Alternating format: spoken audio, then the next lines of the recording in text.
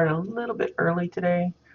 I'm not sure. I think I'm currently auto-hosting someone, so I'm going to wait and see and make sure that that gets switched off. In the meantime, I'll go ahead and send out my tweet, and so that we know that we're going live. I want to thank those that sent well wishes to me. I've been out for the last couple weeks, mostly health stuff, the usual yucks. Yesterday, though, we had some solar panels installed, and I wasn't sure we were going to actually be able to get on today because when they turned the power back on, we busted a fuse, and it was kind of touch and go for a little bit, but yeah, we're all good on that, thankfully. And I seem to be doing pretty good health-wise this morning, so I wanted to take advantage of that by making sure that I appeared today. It looks like the auto-hosting has switched off, so that looks good.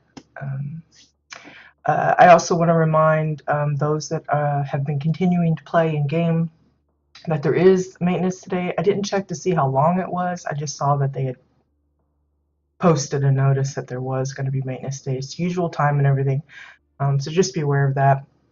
Also, I believe the Winterfest celebration is ongoing at the moment. I think it lasts till like November 20-something, 23rd, somewhere around there.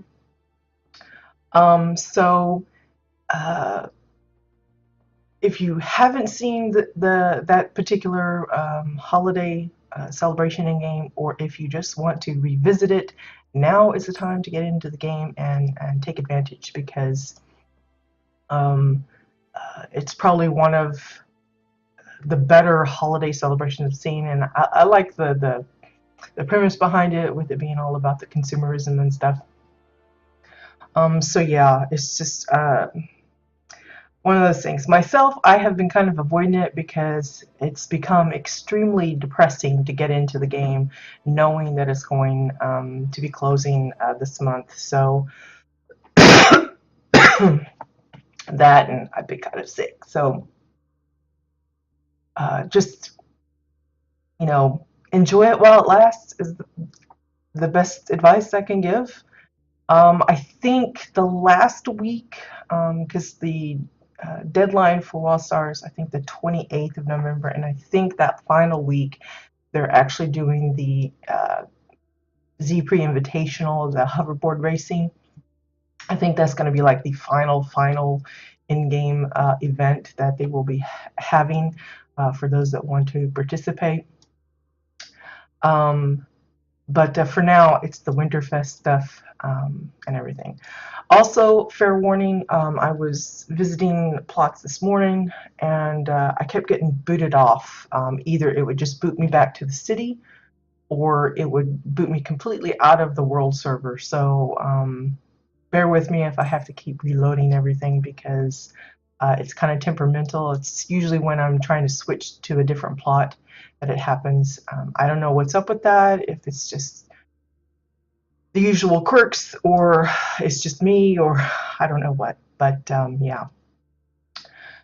So the plan today is to revisit some of my own plots. I had thought about maybe just visiting all of them, and I really don't think that I'm going to do that, because a lot of them are just kind of like partial stuffs. It's like the CBDC warehouse, where I practice a lot of building techniques that I was playing around with and all that, and it's really not worth another look. I mean, I've got video footage of almost every place I have. It's just not, I don't think it's like, not exactly full-on tours of them. I'm not probably going to be going into detail about what we're going to be looking at today. I'm just mostly going to be kind of going down memory lane and chatting with those that happen to drop into the chat, and reminiscing a bit about, maybe why I built what I did, what my thinking was, probably not thinking at all really for most of it, but just kind of reliving the glory days, I guess, and hopefully uh, keep things positive and everything.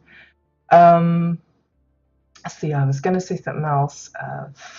Shoot, I can't remember what I was gonna say, which is typical for me because I'm like totally harebrained when it comes to stuff like this. Anyway, oh, if there are by chance any questions that you have, and I don't get around to answering, you know, those poignant questions, feel free to message me or leave it in the comments either on Twitch or on YouTube or wherever it ends up.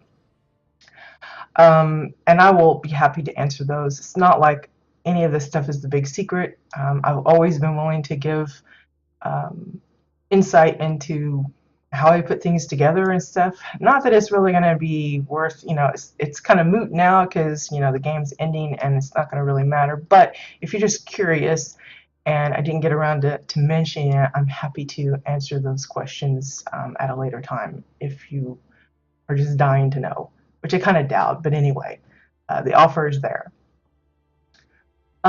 So the first place I picked was this particular project, which is on my alt turnip, um, called Secluded Landing. The main goal of this plot was to build just about every piece. I wanted it to be custom. I think the only things that aren't custom are some of the knickknacks on the shelves to the house and everything. But everything else is even the dressers, the tables, the chairs, the lighting fixtures, everything is custom. I wanted to see just how far I could take it within the constraints of the limits, you know, the decor limits and all that. So you can see that I kind of went bare bones with the landscaping. I kept it really simplified. It's just a few oversized rocks and a few oversized thinker heads to act as kind of like a weird little canyon valley thing. There is some water here. I think it's an oversized um, chalice. I honestly can't remember what I used. I added in a little waterfall feature. I think it was because I had purchased one of the waterfall packs and I never got around to actually using most of it. But I decided I wanted to try it out. I had actually, I think, put in just a regular waterfall. That's why I still got uh, the crystal floating there with all the little will-o-wisp looking stuffs. Um, so I just left it when I switched it out. There's like a ton of awesome decor that I just never got around to using because I was like, oh, I'll wait till the next big project, and I just never got around to it. It's again heartbreaking. Um, I know it looks like I decorated for the holidays. This is true, but this was like from a couple of years ago, I think, and I just never took it down. I'm like one of those people in real life where they hang up the Christmas lights and then they just leave it year round. It's sad and depressing, but that's what happened here because you'll see later in some of the other places there's like some fall decorations. So yeah, I was kind of just playing around with different ways of decorating, and I just never took these down. So it's got some, you know, holiday wreathy looking stuff. Anyway, the stilted house, I think in the videos from before, I think I worked out like I had like a plan on the ground, and you can follow me throughout the entire project of me putting this together. But again, everything is custom. I laid out the plan, the floor plan of the house, and then I went through and just built it up and had a ball, really, just goofing around, trying to build things up, figuring out what all I could add, what little details I could get away with. Love the little porch swing. It's probably one of my favorite little deals to add to an outer area of the house. Either a porch swing or some kind of like a barbecue setup kind of deal. I think the toughest part for me here, besides just trying to come up with ideas for the decorations, was the lighting. I had the hardest time figuring out how I wanted to light this because I wanted it to be visible throughout so that you could see a lot of the details no matter what time of day you come in. Because I always tended to use the default lighting for the housing. Uh, and I just got into the habit of lighting up my houses as much as possible so that it didn't matter what coloring of the sky I used, so that you could always see stuff. So you can see it's pretty well lit up. It's just sconces stuck into the ceiling. Thankfully, the roof items that I use, which are pillars, were thick enough to hide all the bracketry of those particular lamps.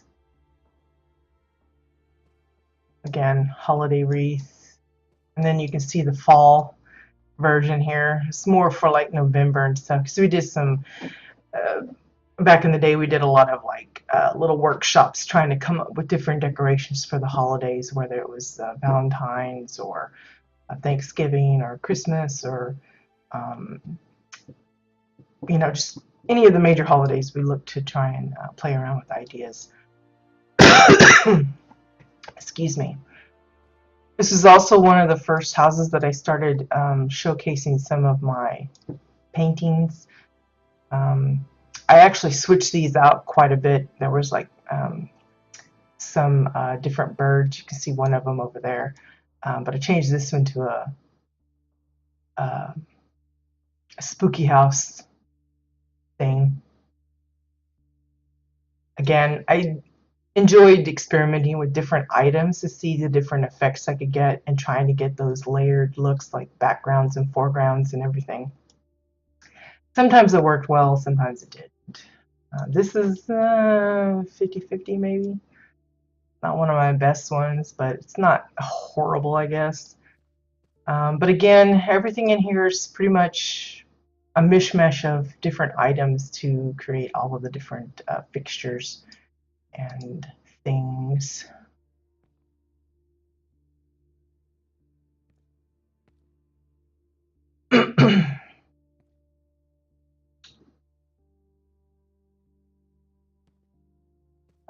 This clock, I believe, is a gift from Poi, if I remember right.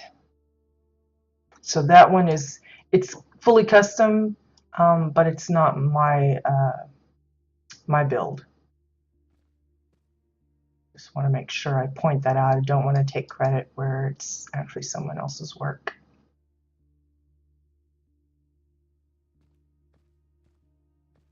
But yeah, I was really happy with how this turned out. I know it's kind of really somewhat minimal compared to some of the other builds we've come across through the years. But again, like I said, I focused primarily on making sure every single thing was custom in some way. And for those of you that used the building system, realized pretty quickly that that could put a damper on things, because the more detail you give and the more pieces that are used for any given item, it ate up the decor count. So it, very quickly became kind of limited on how much detail you could add. Because if I remember right, this is actually maxed out on the exterior at least. But you kind of became, I wouldn't say I was like super clever, but you start learning things where, maybe there are certain things that you add a lot of detail, and others you found ways to kind of do the same thing but with more or less pieces, so it didn't cost as much. Excuse me.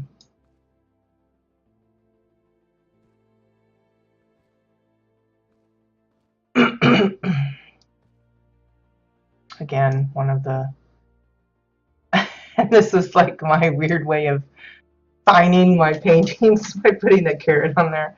It's actually three of the plushies, I think, to try and make that little tapered carrot look, but that didn't really go very far because Unfortunately, I think that piece, that item of decor was attached to some kind of reputation thing. So those that I would send paintings to and would like have that built into the thing, they would end up having to leave it out because they didn't have access to this particular building blocks. So yeah, it kind of didn't go over as I had planned. Not that there was a lot of people that requested my paintings, but for those that wanted it, I tried to add something a little extra, because it was like with Flower, with their pianos, signing the pianos with their name. And I didn't want to do that because it would cost more pieces to spell out carrot rather than just have the little figure there.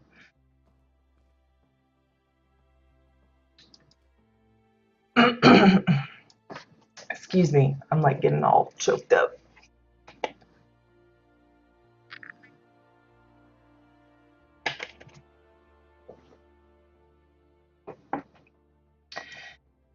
And originally, there was supposed to be no access to the bunker house that is located on this plot. But in the end, I ended up opening it up. Really, what it was I didn't realize that you could still kind of fake it in. I had these blocks to cover the entrance, but if you get close enough, the door is available anyway. So I figured, well, if someone's really determined to go in and take a look, I might as well put something in there. So we did eventually put something in. I tried to make it look like the water from above was leaking down, which is kind of dorky, and it looks a little weird because of the two waterfalls not meshing very well. So this turned into a kind of a little weird workshop. It was during a phase of mine where I really got into like the idea of doing props for a theater type of thing. The theater is actually located on a different plot, which we will not be going to, but uh, there's actually a dressing room and stuff in the bunker house of that particular plot. But this ended up being the little, you know, props workshop kind of thing, and specifically the clothing uh, parts of it. So I played around with different items, trying to discover things that looked like materials that one would use. Like this is supposed to be like a shirt pattern kind of deal. Hey Bones and Aurora, good morning to you both, and anyone else that happens to be lurking around. I played around with different um, pins, and I think that's supposed to be a thimble, and of course the scissors. Uh, just did my best to come up with as many little details of what I would envision a sewing department would have, like the sewing machines and the little dress racks and kind of things like that. Giant button kind of deal. Over here we ended up making a little puppet. I had actually planned to focus on fairy tales because that's what the theme of the theater was. It was, I think, Snow White and the Seven Dwarfs was the little rotating set that I built. And so I thought, well, I'll come up with some of the costumes that relate to that particular fairy tale. And then I just branched out to other fairy tales and was trying to play around with different ideas. And there's actually room for others that I had planned. I just never got around to them. I was very bad about sticking with the particular project. I usually had multiples going on, and I'd be, like the end and the squirrel and get distracted kind of thing. So yeah, I just never finished it, but this was some of it. The weird little Pinocchio doll.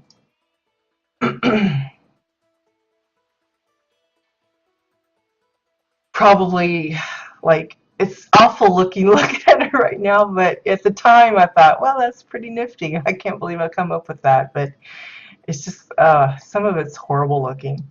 It's like going back and looking at some of my paintings from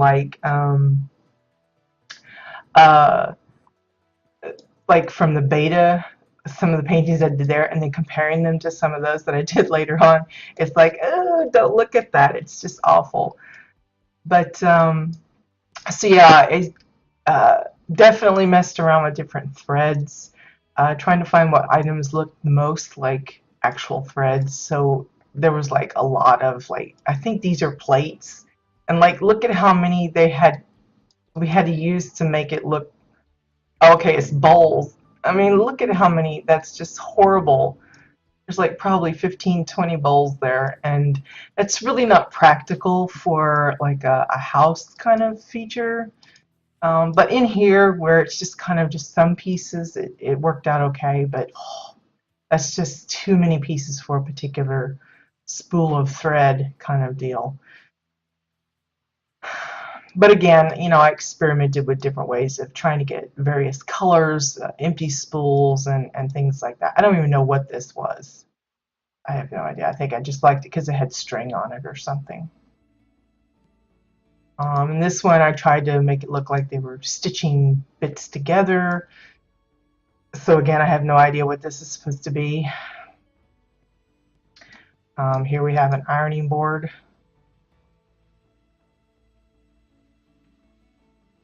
With the iron on it, which is awful looking.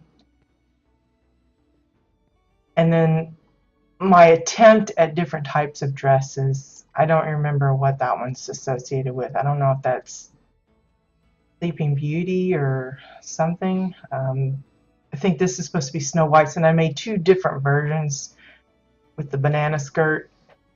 One turned one way and the other kind of poofed out. I think I like this one better. I just didn't like the way the hip part turned out. I like the meshing of it here.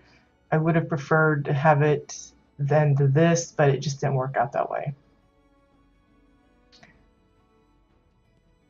Some more different, again, playing around with things that I tried to make it look like fabric, like samples and stuff. And I think this one is, I don't remember the name, but it's like the Princess and the Frog, I think, and it was like one of her dresses. I don't remember the name. It didn't quite go as what I was hoping, but it was my attempt. Again, I told you this plot was the one where I was using the waterfall decor pack, and it came with a bunch of these lily pads, and so I just decided to try and use those as part of the dress. You could probably Google it up and you might see what I was using as inspiration, but it didn't quite turn out as pretty. And then of course I did some actual weird sketches using I think it was mostly hanging cables or hanging wires, and I want to say it's the trellises, I think, because it's got these weird straight lines. I was just trying to show that you could kind of do like weird little sketches. It's not the most practical way of doing the paintings that we put together, especially because, again, I've talked about it in the past where this canvas is actually like 20 something layers of glass. So if you put something in there and you inset it behind, and you want, especially if you're going for something to get like a shaded look, and you'll see an example of that later. But when you try to get different variations of shade for the colors, like you have something red, but then it kind of like, as it gets lighter, it turns more into a pink. Well, because we don't have that same item in multiple shades of that color, the way I tried to do that was by pushing it back behind the layers of glass. But the problem with that is once you set it, if you tried to select it again to move it, maybe it didn't quite move right where you wanted it. It was a pain in the butt to try and adjust it, because if you click on it, you're touching the glass and not the item behind it. So it was very frustrating.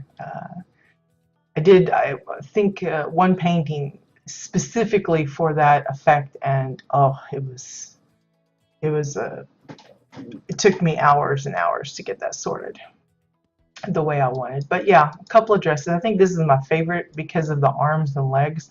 I like that it's kind of simplified. And then I tried to get something to kind of look same style for the other side of the wall. It kind of worked, kind of didn't, sort of. Just me goofing around. That's that's how most of these projects start off. It's just me coming up with an idea, and then I think, oh, what can I do with it? And then I just kind of go nuts, and before I know it, it's just kind of like gotten out of hand. Whoops. So yeah, that's one of, I think it's probably among the first custom houses I put together. I did partials before that, and I did some work for like other like guildmates and stuff. But this was probably my very first full-fledged custom-built house that I did for myself. And for the longest time, it was just the house here. There wasn't any kind of valley and stuff. And then later, I blocked it in just to kind of cut off the rest of the property. Okay, so that's Turnip's place. Let's go on to Bernice. Again, a lot of my builds, in the beginning, I kind of used the full plot, but as many times as I've said it, and it's still true now as it was before, I was horrible, or am horrible, at landscaping. I never felt like I could really pull it off like some of the other builders, like Aurora and Maddie and Poi and everything. So I tended to minimize the space that I allotted myself. So you can see how it kind of blocked in, and this is it. This is the plot. It's just like this little space here. There's like tons of space behind the bushes, but I've got it completely blocked so you can't get to it.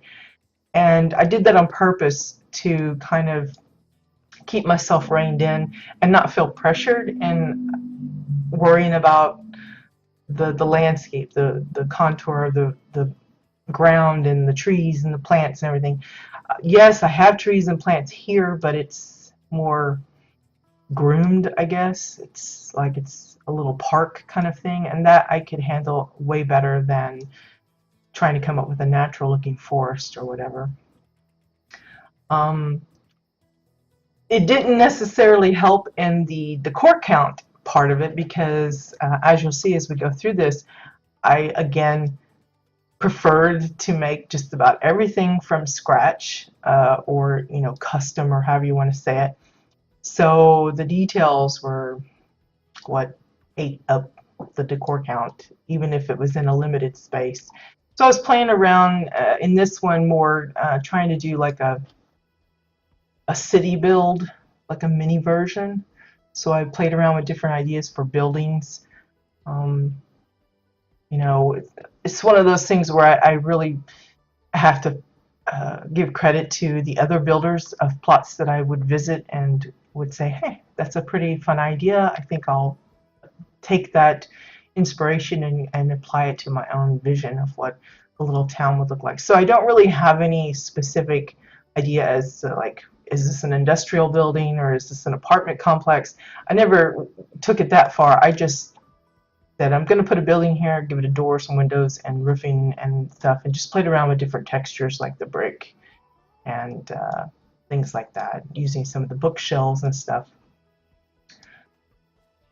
Again, playing around with different ideas for how to build benches and a trash can, the lighting even. Weird memorial statue thing. It's really creepy looking now that I am having another look. It's been ages since I've even been on this plot, so but I wanted some kind of a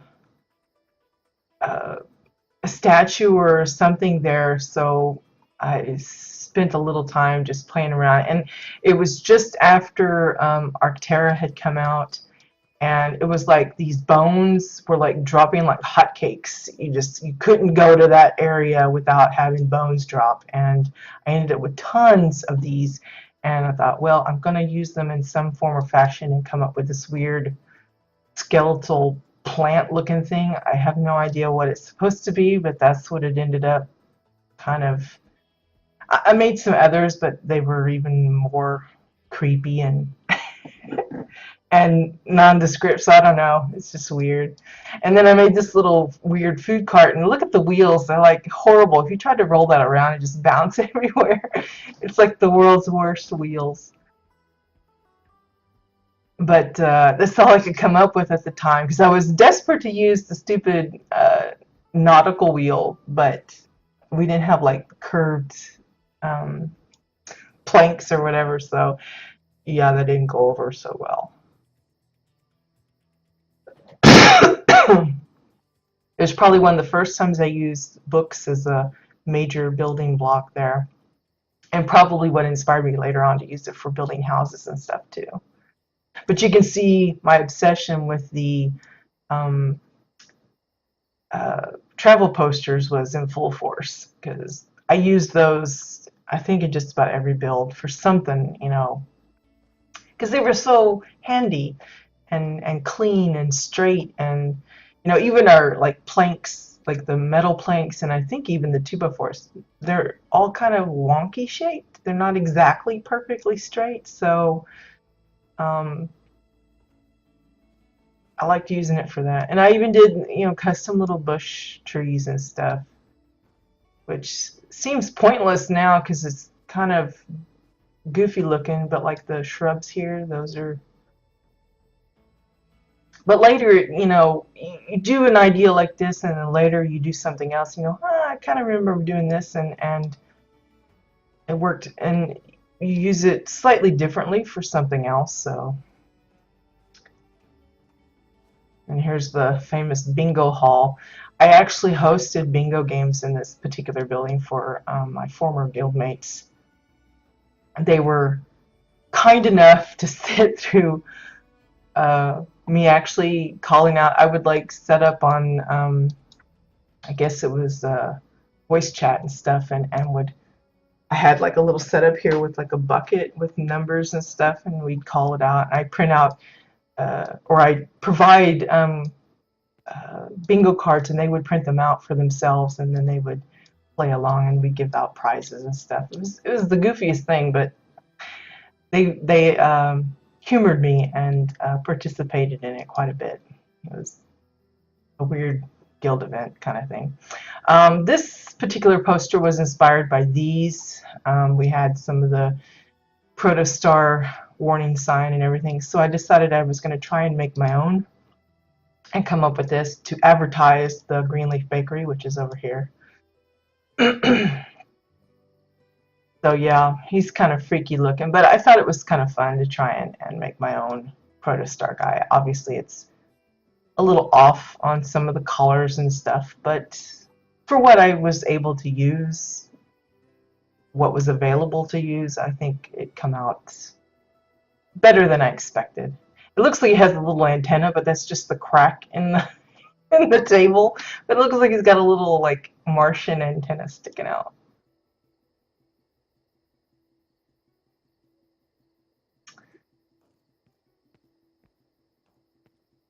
And this was probably the most frustrating because I really wanted the bingo balls or cubes, as it turns out, to be visible, but you can't really see them until you get really close.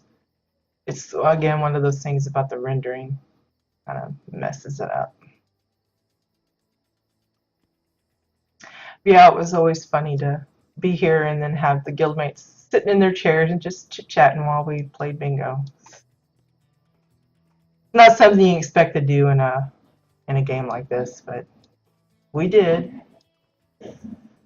And of course, the main focus of this plot was the bakery, because for those of you that have hung out with me enough, know that I love trying to come up with different foods. I kind of become obsessed with it at one point, trying to make different types of foods. I think we even did a custom-built decor challenge that related to food specifically.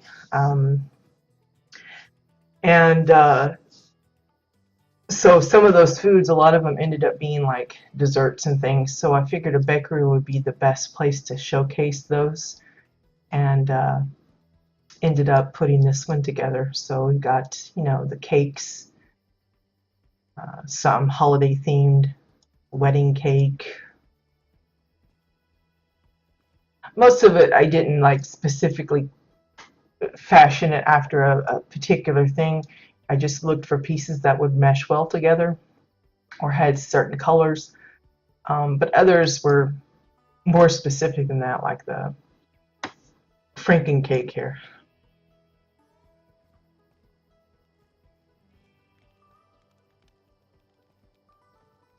There's our holiday cookies.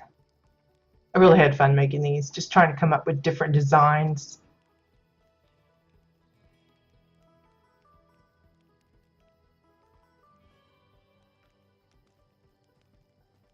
And then again, trying to come up with different items. I think the main issue we had here was finding things that could be on the top shelf of the display cases, and finding similar things to be on the bottom. And in some cases it works okay, like with the tribal mats that are rolled for these, I think I called them eclairs. Um, that works okay in both cases because the items are basically standalone. It's not like I'm having to hide anything. But like the chocolates here, which I also ended up using similar things in my candy factory, which I think I almost used the same exact items, in fact. These I couldn't put up here because they're hiding, like the yellow I think is bananas. So there's like a banana stuck underneath here, and so it would poke through considerably if I tried to lift that up. So it was a challenge to find things that could stand alone up top without it being, you know, weird parts being visible down here. So you can see I kind of ran out of ideas because this one's empty. I'm sure there's some other things that could be done, but I just never got around to adding that extra layer. But like we have these ready-made cupcakes. And I thought, well, I'd like to make some cupcakes of my own, and that's where these come out of. That was what inspired my own version. But like these cookies here, or whatever those are, it's actually, I think, a part of an urn or something. So there's like all these parts down below that you can't see, but it's there.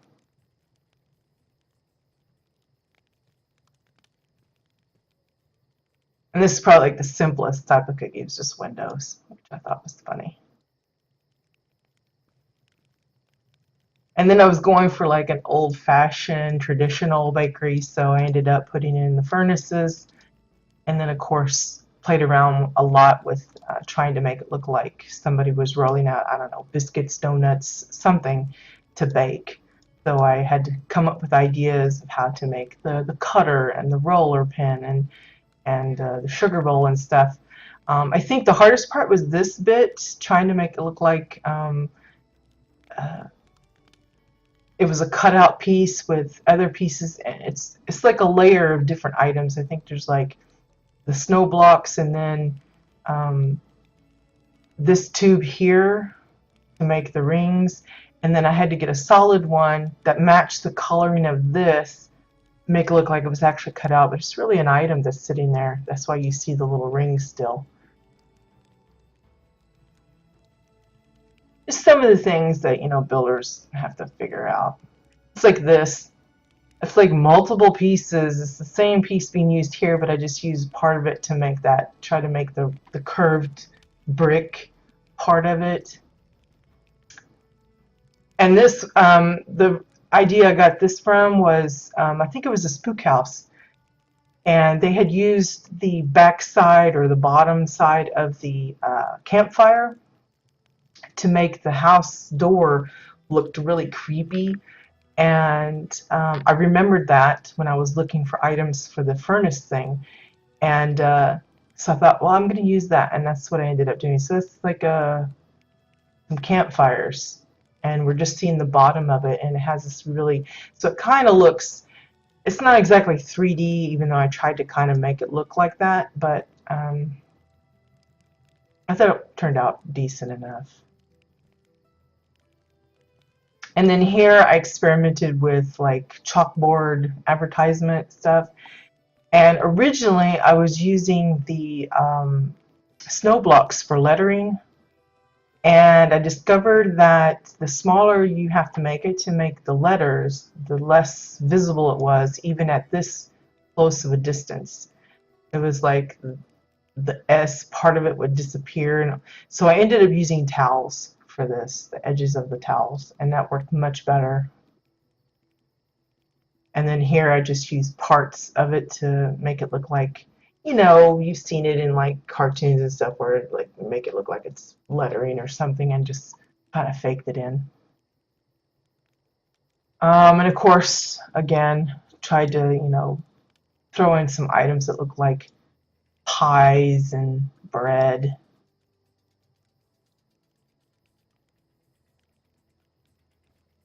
Wasn't the easiest thing. Okay, maybe those are the eclairs. I don't know. Maybe these are the, what do they call them? Those little cream-filled horns or something. I don't know. But the pies were fun, especially when I discovered that if you twisted a bowl, offset it just a little bit to another bowl, it looked like the little fringed crusts that you expect from a pie. And then once I discovered that, I was like, that's it. That's how all my pies are gonna look. So everywhere I have a pie, that's the thing I use for that, for the crust. It works out perfect. Um, logs for the cinnamon rolls. That was a pain because there was like only one log that looked right, and so you had to like use. And thankfully, this little box of a cabinet hid most of the junk that's there. But it's the tray of wood, just ridiculous.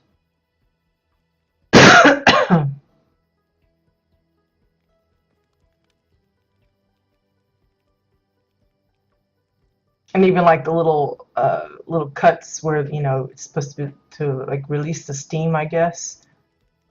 Those are actually, I think those are tanks, vin tanks or something. And the cash register, that was a pain to try and put together as well. But again, notice it's tons of those travel posters. And then the breads, that was the problem because I didn't want to use the same color bread for all the shapes.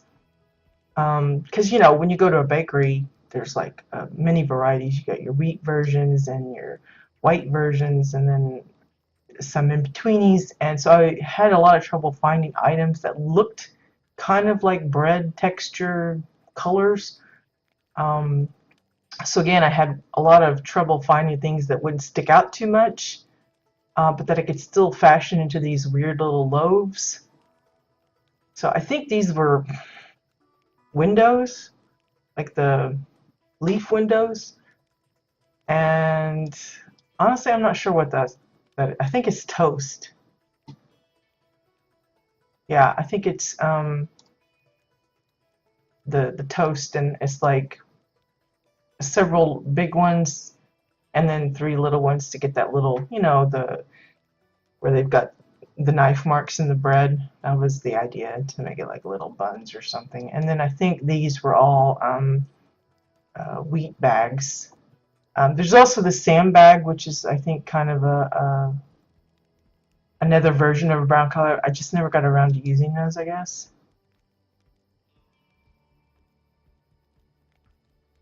I've seen people in the past, they make like little croissants. That was probably something I could have added. Just didn't get around to it. But yeah, this was probably a fave store of mine. My intention had been that every now and then I would come and try and put together new foods. But because of the space I had available, in the beginning it was just, I think, the pies and the bread and maybe a few of the cookies, and then later I added in more cookies. And like when we would do some of the projects off to a different plot, like the Franken cake and the Christmas cookies, I ended up bringing those over and adding them to this build rather than changing them out, because there was thoughts in the back of my head that I would change it out with the season. I'd like redo all of the breads and stuff to match whatever holiday was going on, but I just didn't get to that part. There was plenty of space to keep it all.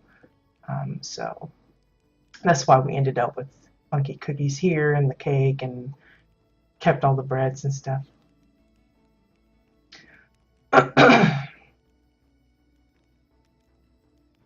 It looks kind of mishmash because like you got your flat gray and then you got your wooden parts and the brick parts.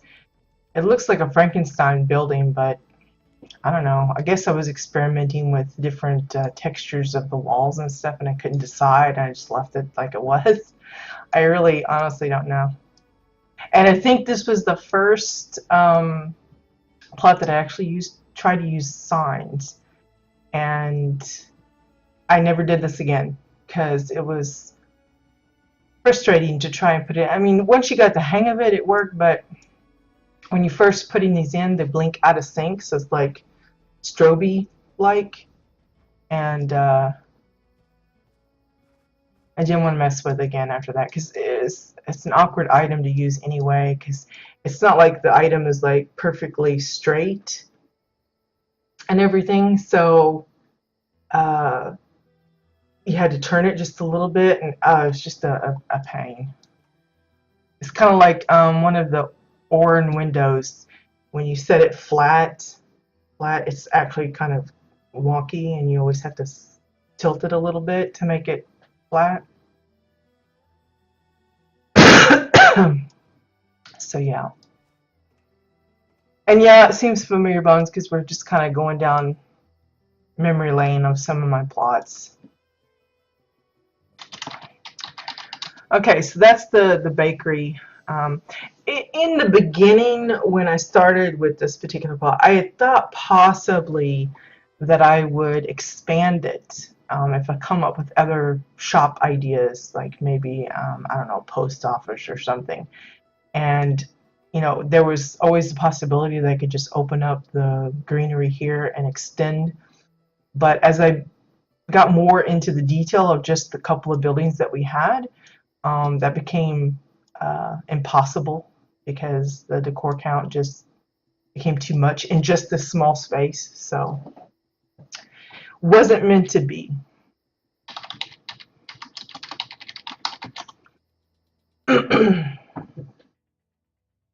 This one here that we're getting ready to go to is Turville's place.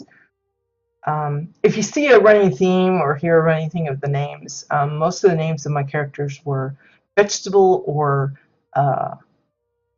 herb related. I don't know why I went with it. It started out with just carrot, and then from there I have the worst time of coming up with character names, so I just kind of stuck with the theme. So I have, you know, again, herbs and I guess seasonings or whatever you want to call them, and then vegetables. So if you're wondering where that comes from, that's why. But this one is another one of my faves because, again, I just kind of took an idea and I just ran with it. It started out as, honestly, I don't remember. I can't remember if it was one of the custom-built decor challenges that we had. I think it was. And then I just started with one little project, and then I did another one, and then another one, and I figured, well, I need a place to showcase them all. So I just built this entire Ketchum residence. But if you don't know what that is, it's Pokemon. We did a Pokemon challenge, and I just kind of went nuts with it. It wasn't like I was trying to show anyone up. I just thought, I wonder if I can build that one, you know, and then I'd see another one. Oh, I wonder if I can build that. I know some items that would work for this, you know, that kind of thing. And it just kind of went crazy. And I'm not sure what this one's called. I think it's a combi or something. Not one I'm really familiar with, but when I saw it, I immediately thought of these, what the heck is that, Exonite pillars. And I thought that would work perfect for the honeycomb shape of this particular Pokemon. And then from there, it was like a matter of trying to figure out other items that would work for it. So for any Pokemon fans, hopefully this is something fun. Here's the Caterpie. It actually, to me, I think I started out with the idea that it would be like a topiary version, um, but it just kind of grew into this weird monstrosity of leafy things and bowls. And I think it was not long after we got access to some of the fireworks, and I had fun with that. And then over here is the Gyarados. The hardest part of this was the mouth, trying to figure out how to do the mouth, because I wasn't sure about the fangs and the just the shape and everything.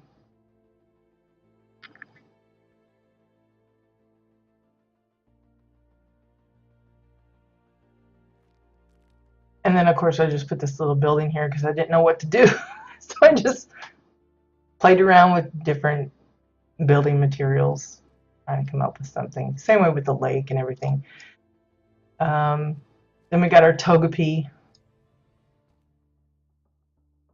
I think the hardest part with this was putting the little designs on the shell of his egg.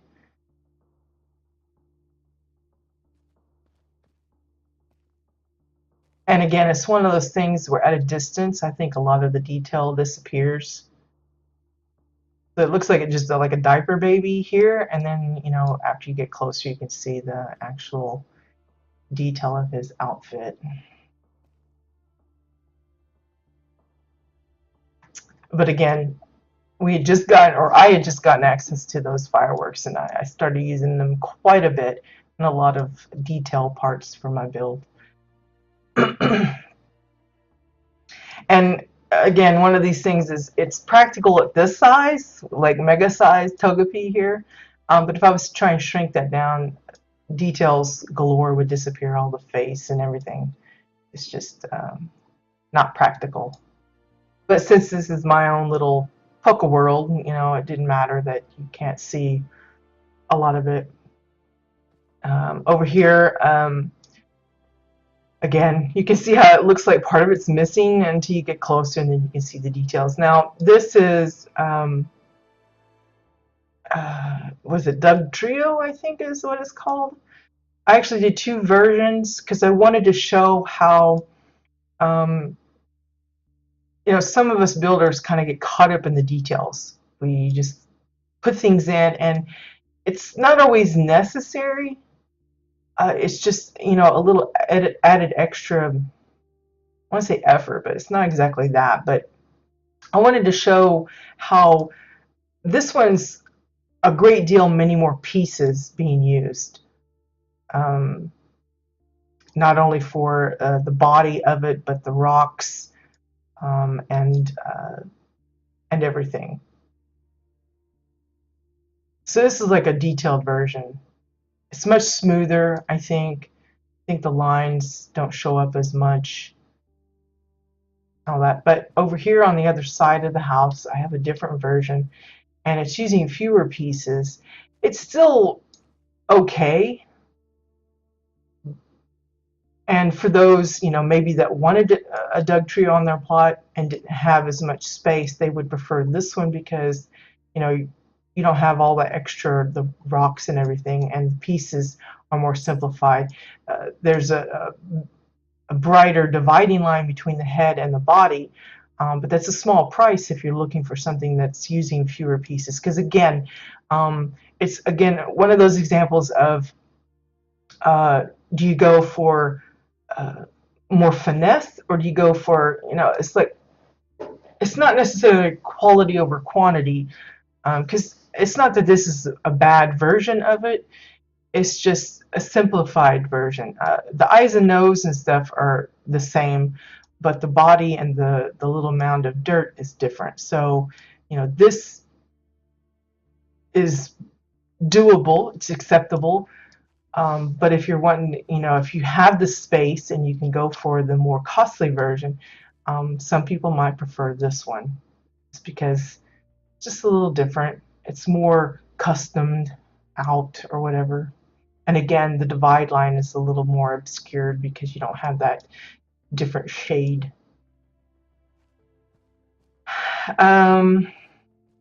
Over here, another example of how things render poorly from a distance. You can't even tell if there's anything there until you get really close. So here's my, I forget the name of this thing, Duo or something, or Duo, I don't know. I think if it evolves, it gets like a third head or something. It's like their weird version of an ostrich, I guess. This was a pain in many respects because first I had to come up with a way to make the little ball, the puffy ball, and if you can't tell, that's like a little tuft of grass, and so I had to like use dozens of that tuft of grass to get the ball. Once I got the ball sorted, it was easy enough to copy it and make the different body parts, but just getting that initial ball set up, if I remember right, and if you can kind of look right right there, I think it's two domes together, and then I used the dome shape to guide where the ball went, the tufts of grass, to make it an actual ball shape. And I left the domes because if I removed it, it would like all the gaps would be showing. So I left it so that it would stay solid. I think that's what happened, if I remember rightly.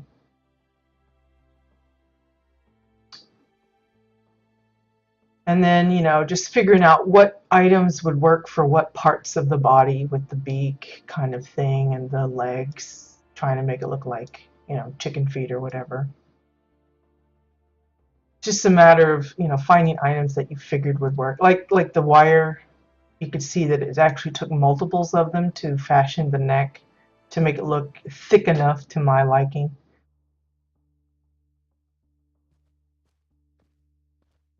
And even the fence, I didn't like the picket fence that we could build ourselves, craft, so I made my own using the picket fence posts.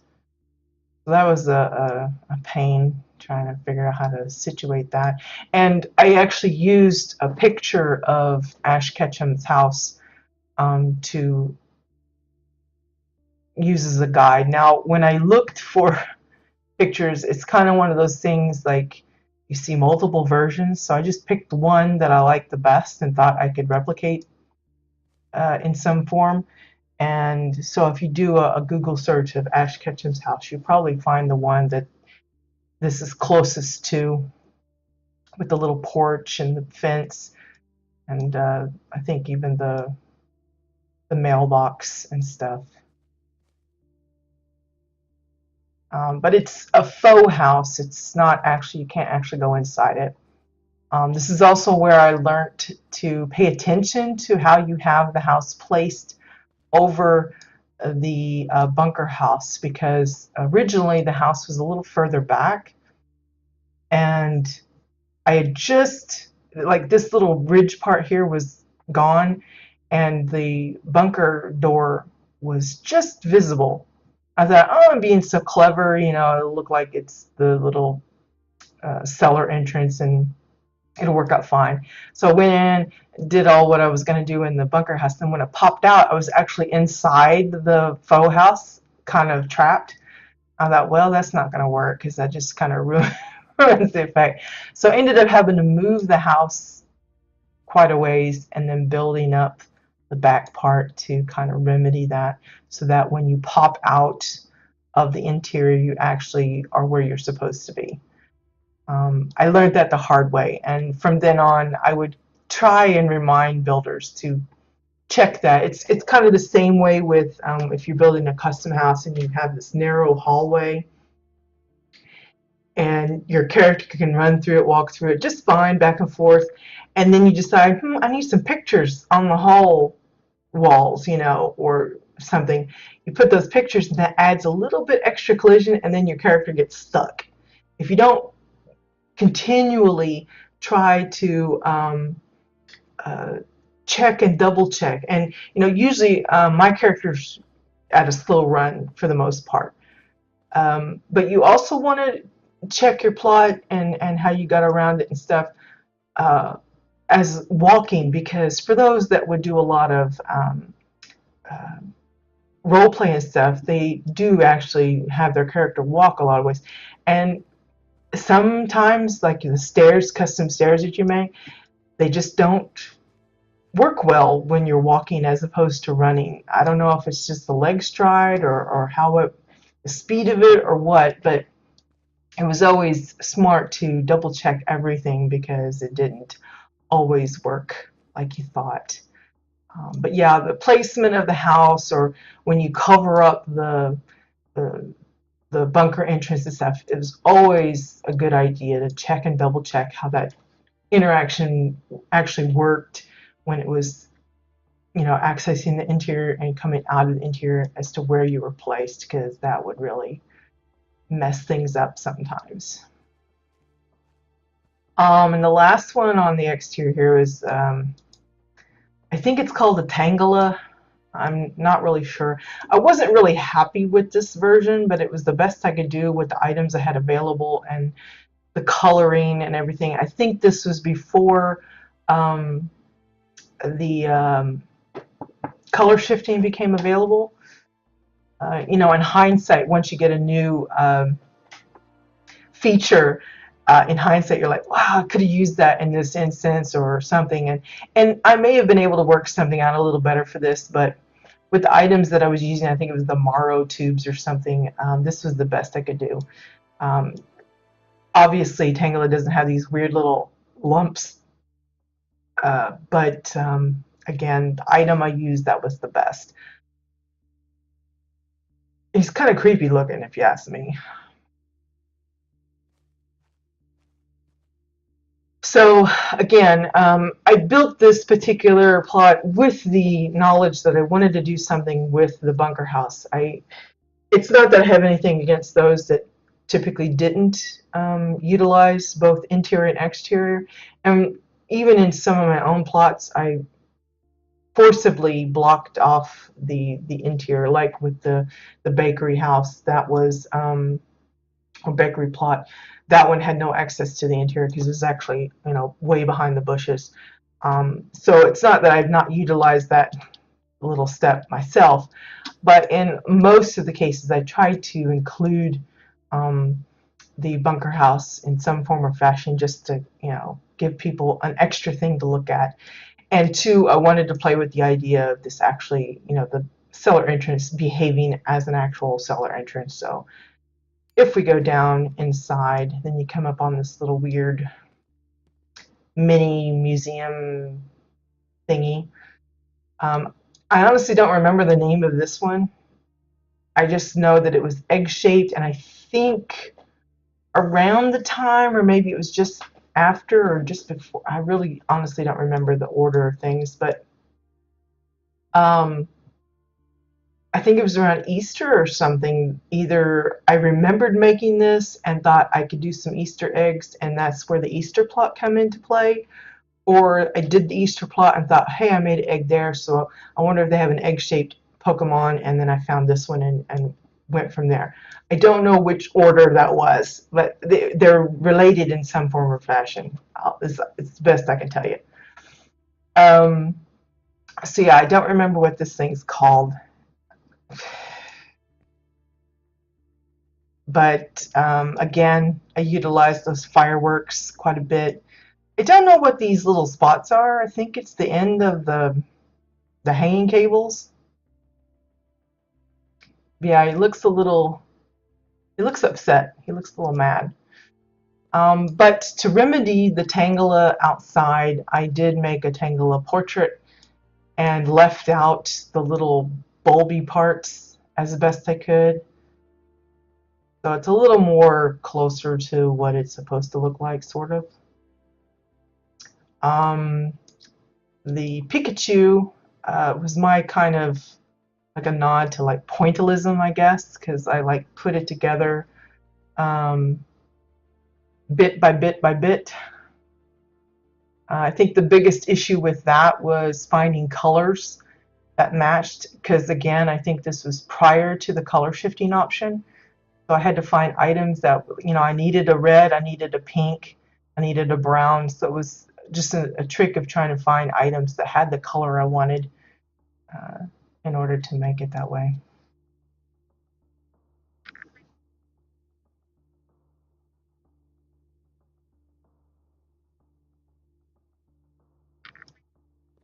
This one I think is called a Nine Tails. It's not really all that great, other than I learned that the mop head was really good at looking like a kind of fur. The body looks a little weird, and I don't know. I guess for a Pokemon fan, maybe they'd appreciate my effort, but it's not exactly the best looking of a Ninetales. I don't know if you can even count and get to 9. I'm not really sure. Then, of course, we couldn't go without a Pokeball. Again, the fireworks was a big help here to get that white and red. And this kind of stems from, I think it was those dresses from the clothing shop, workshop, that gave me the idea of using the hanging wires as the lines for is it Butterfree, something like that, for his wings. This was, again, one of those. It's a real pain in the derriere, because I'd get one wing looking like I wanted, and then I'd try and do the other one, and it didn't quite work out. And again, with a lot of these, I would use, picture references to try, because obviously I'm not up to date with Pokemon and how they actually look, so I had to do a lot of comparing and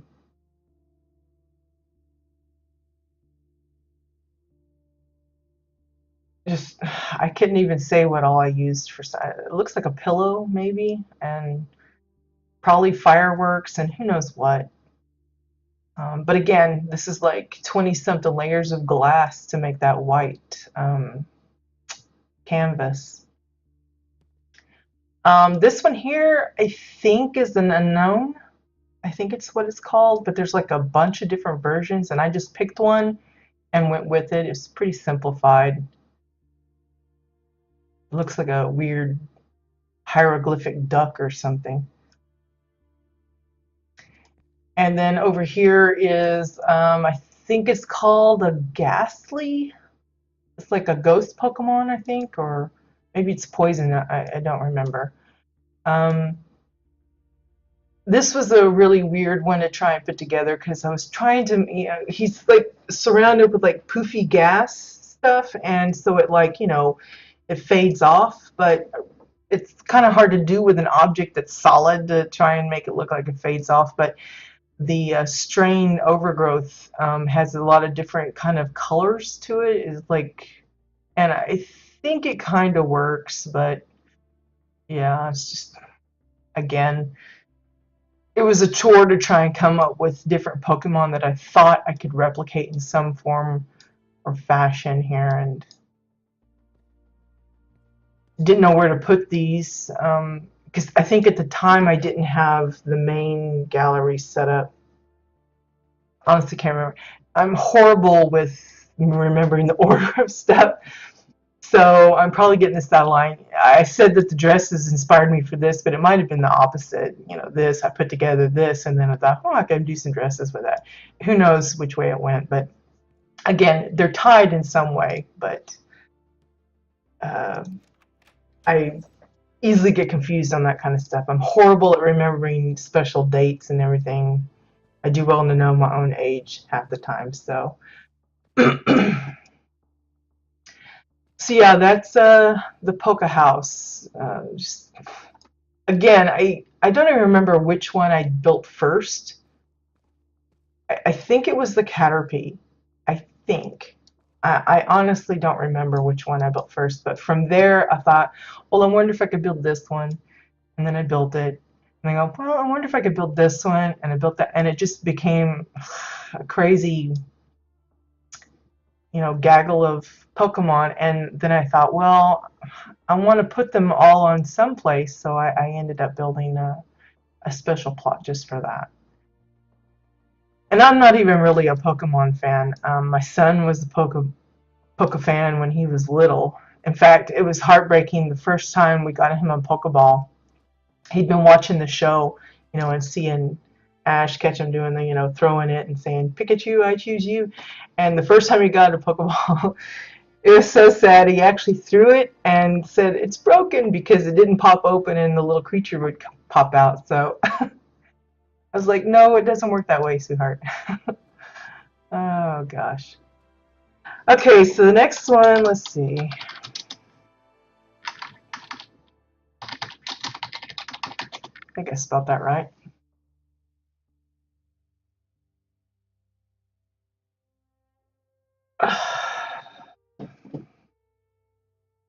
I'm kind of delighted I haven't been booted off. Now, I said that and I'll probably get booted now, but it's been cooperating so far this morning.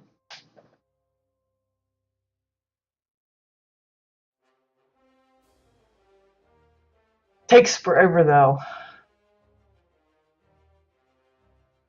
There we go. Okay, this is Lily Greenleaf.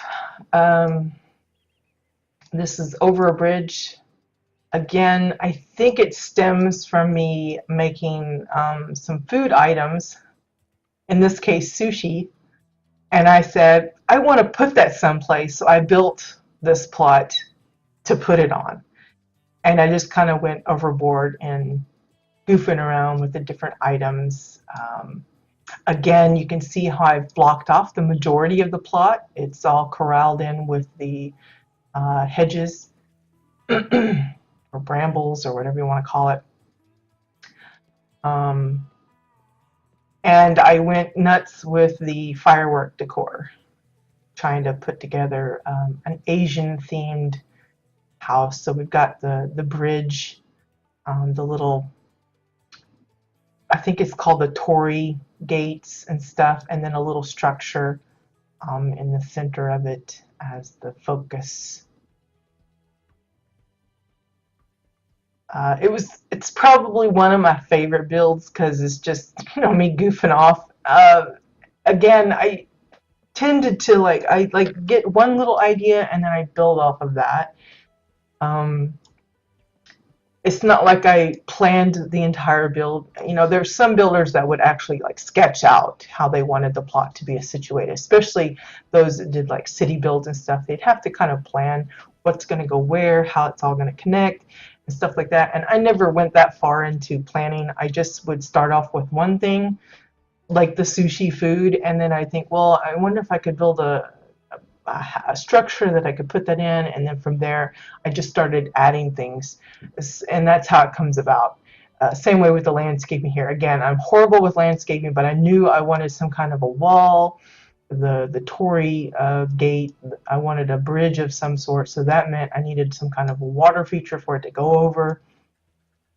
And I wanted a rock garden, so that's how this come to be. And it looks really weird, I know, but it's supposed to be like the sand where they draw it with the rakes and stuff. And I think I even have this here that's supposed to be the little rake that they use to scrape it through. This was like a pain to put together because I needed to keep the lines uniform in size, but that was really hard to do and use the same piece all the way through and still have it stop and start where I needed it to. So it took a lot of time for me to figure out how to do that without having it look really weird. And then of course the rings were easy once I figured out what piece I was using, because I wanted it again to be the same coloring as the one here, so you had to figure out, okay, which pieces we're going to use that. And of course the stones, I wanted different types there. But once I got it sorted, I think the hardest part was getting the shape of it. to work right, because you can see how I've had to layer in different, I think it was, yeah, the upside down snowy hills. There's like multiples here because the shape is in such a way that it didn't mesh well. That's one of the reasons why the garden is outlined with the uh, hover part pieces the way it is, to kind of help blend the two areas together. So yeah, again, it's one of those things where I have an idea and then I try to put it together. I come across multiple issues and I just try my best to find ways around those issues. And this is the result of those efforts. Kind of like where I wanted cherry blossom trees. Obviously, we don't have that in game, so I made it from like one tree, I think, is like 20 pieces, 20 something or so pieces. It's just one of the, I think it's tall finger flowers or something, and then multiples of the little smaller version stuck onto it. And then having the tops of those stuck on the bottom to make it look like the blossoms have fallen. You know, it's a little detail a lot of people probably wouldn't even notice, but I went through the effort of trying to make it look like that, because that's what I envisioned in my head when I thought I want cherry blossom trees, and that's what I come up with. But again, it's not very practical because, you know, 20 something pieces for a single tree, that's expensive when you think about it, as opposed to someone that could just get away with using the tree that's already in game and just plop, plop, plop, plop. They could build a whole forest full. A forest full of these, that's all you'd be able to put on the plot if you cram packed it full of trees that required 20 pieces. So it's not a practical way, but in this instance, in this particular build, it works out fine.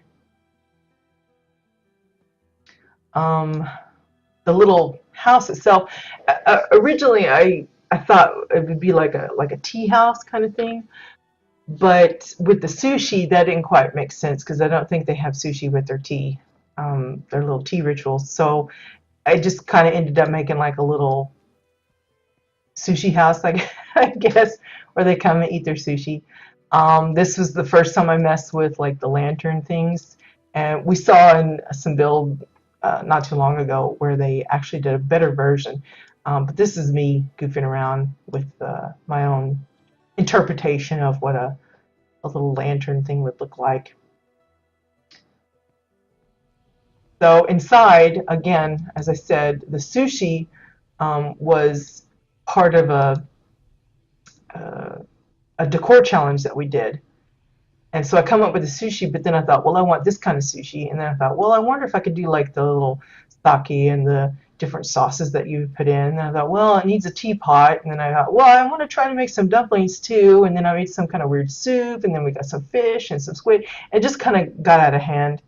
So all of these pieces, you know, it stems from one little thing and then just keeps growing. So, you know, I've got the chopsticks. All right, Bones, you have a good day. Take care. So I got chopsticks, I got like the little teapot, um, the different kinds of sushi. I mean, you can tell there's like different types here. These weird, I'm sure they got a special name, but I don't remember. It's like the little rice thing, and then you put the layer of fish or, you know, salmon or something on top, and it's. I even made a ladle. This weird little bowl thing. I have no idea what this is supposed to be. I wanted to make some kind of a soup kind of deal, and it just worked out that way. So I guess maybe it's some kind of noodle thing. I'm not really sure. Then I wanted to fish, and so we've seen, you know, since this, tons of people's fish ideas, much better, much more anatomically correct as opposed to this more simplified version. But for what I was trying to do, this worked okay. So I have my fish and the cleaver here, and I tried to make a two-tong fork for the grill bit. Just little weird things. I mean, that's a table, but it's being used as like the hatchet thing. And then of course the little squiddy thing, the dumplings here. This is like the worst looking bamboo steamer thing ever, but it was the best I could do at the time that I could come up with.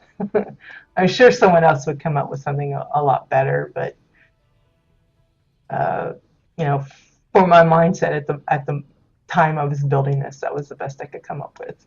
It looks really awful though. And then I was undecided how I wanted to do the seating. You know, a lot of times you see that they just have cushions on the floor, but I decided I wanted to go a little fancier, gave it a small little backing. I even went through the trouble of making the little sandals.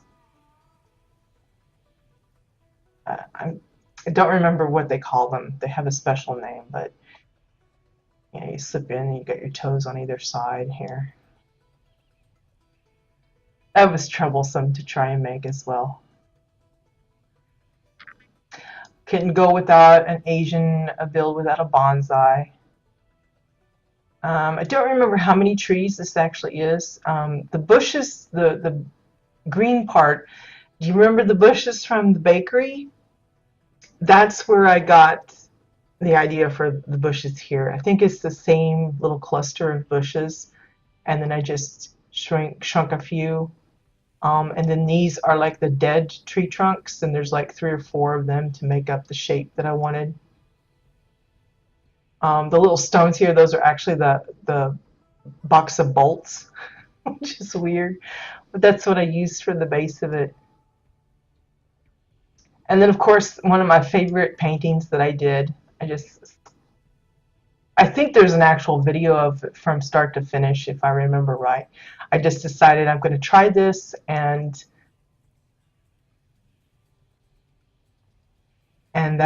this is the result. I love the panda.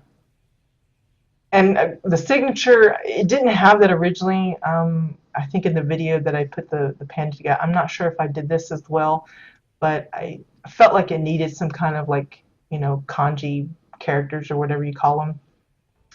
And so I added that in. I have no idea. It doesn't actually resemble anything. I just put something that kind of looked like somebody had tried to put some kind of a signature there. But I love the panda. Probably one of my favorite. And it's just using the same, I think it's obsidian stone, the same stone over and over, just twisting it, pushing it in and out. That's one of the reasons why the paintings here have this extra backing, to add some thickness so that the parts that are sticking out the back aren't showing.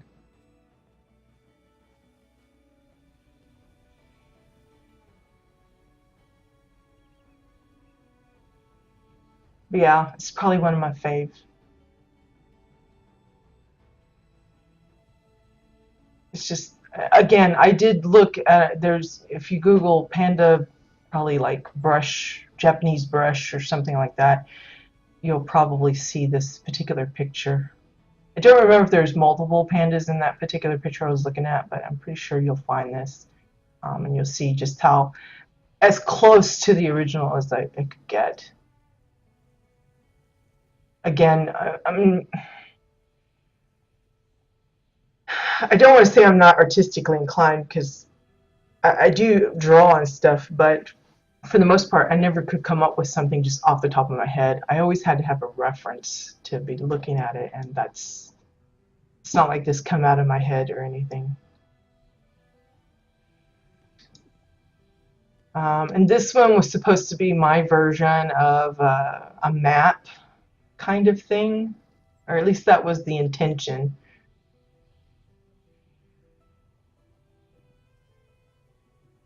And again, some weird little signature thing. Well, like I said, I think that there's an actual video that I posted where I show this, and I built it from start to finish. I think I even went through the process of putting the layers of the canvas together. I think. I'm not really positive on that.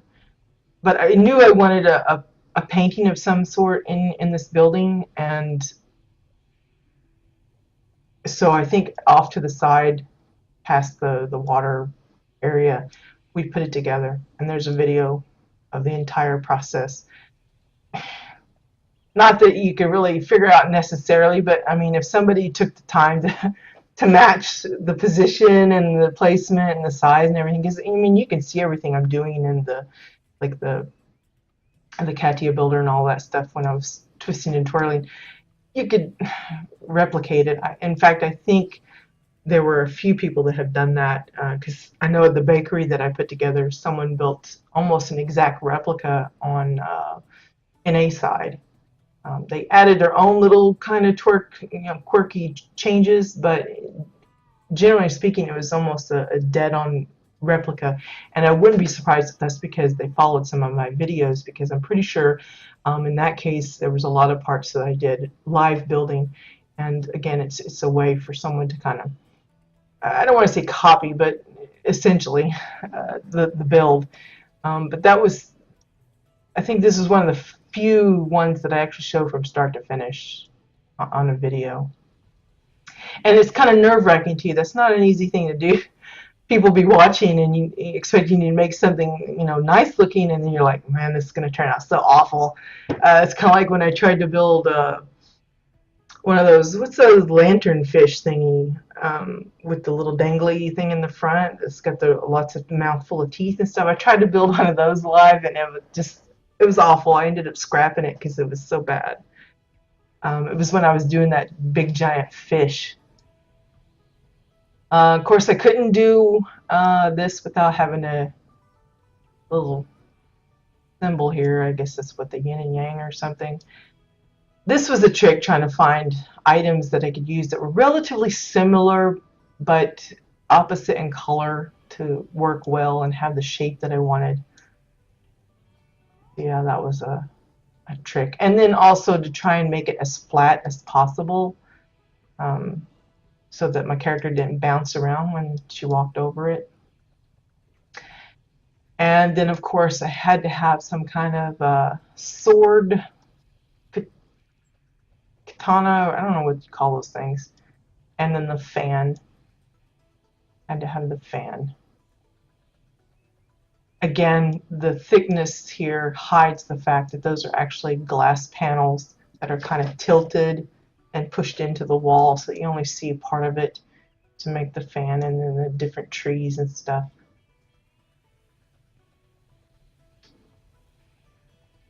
And this one, I wasn't really happy with the end result, but it was the best I could do at the time. I think there was another one, it was Marshall's friend, I'm not sure. They have one on theirs, and it looks far better. But, you know, it's my version, my attempt, so I have to own it. But yeah, I really had fun with this.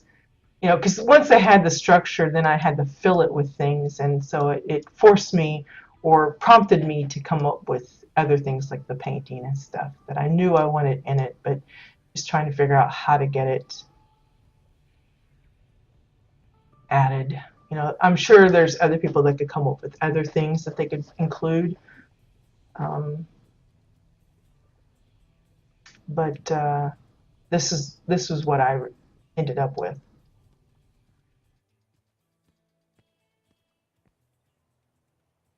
So yeah, that was